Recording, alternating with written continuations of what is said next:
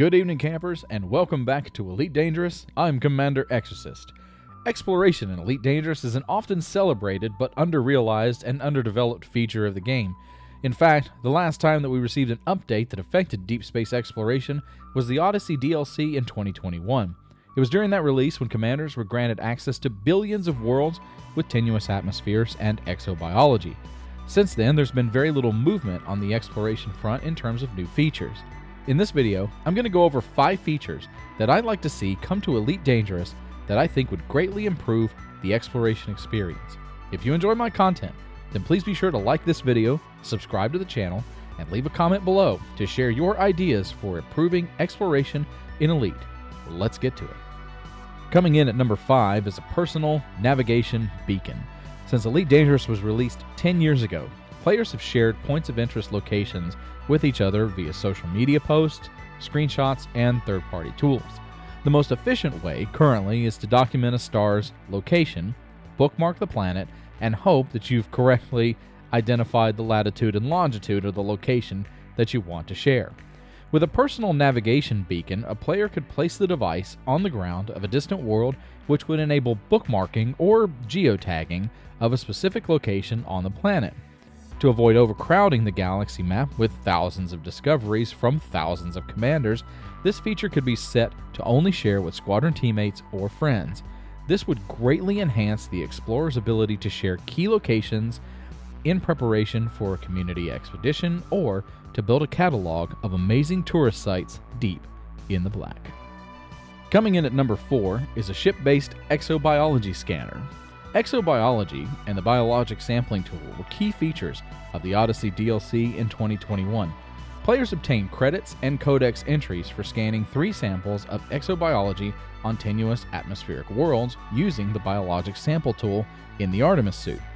I would love to see that same exobiological sampling capability transferred to our ships via a new Level 1 module. Being able to scan the exobiology on a world without disembarking from a ship would greatly reduce the amount of time it takes to obtain the 3 samples necessary for exobiology credit. I realize that doing so would potentially eliminate a large part of the on-foot gameplay that is a core function of the Odyssey DLC, but I also believe that it's consistent with the tradition of Elite to give players multiple options when it comes to completing these in-game tasks.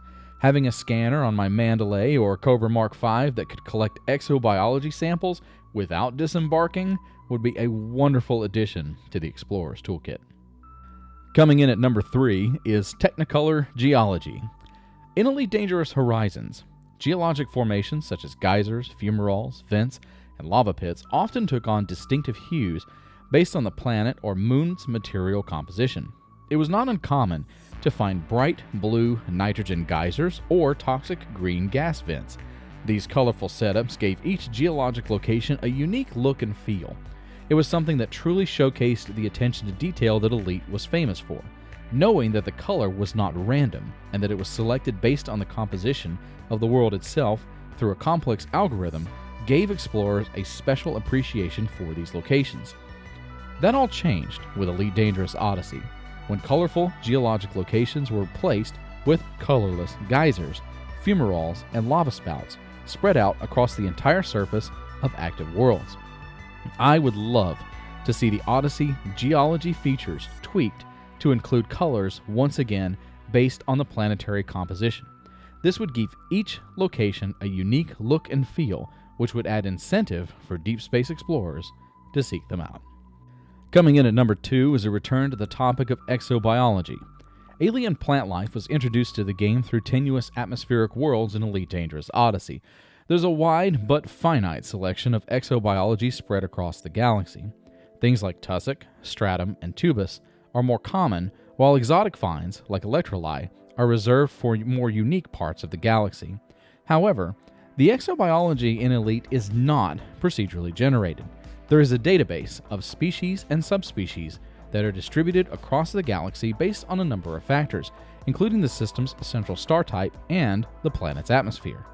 I would like to see an adjustment to the exobiology system where unique plant life is generated algorithmically based on factors related to their environment, whether that includes the host star, planetary material composition, or atmosphere.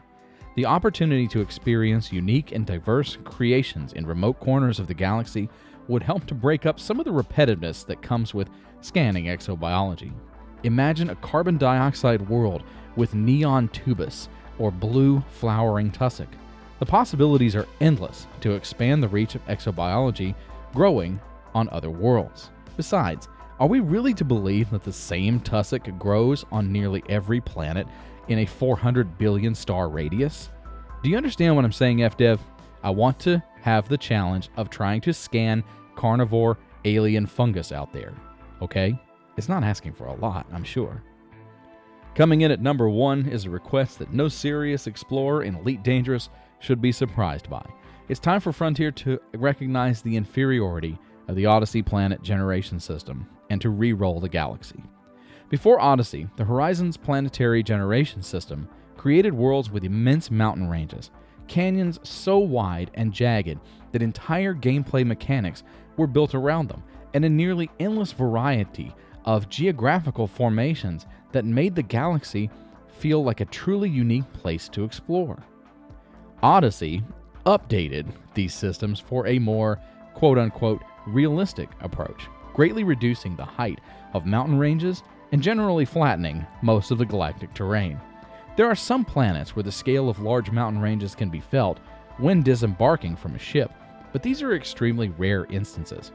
Gone are the days of Pomesh and David and Goliath. While there is no doubting the incredible beauty of the Odyssey worlds, I believe it's time for Frontier to integrate the Horizon's planetary generation system with Odyssey technology. Now, I know this can be done because it's how the Odyssey Alpha in 2021 was conducted.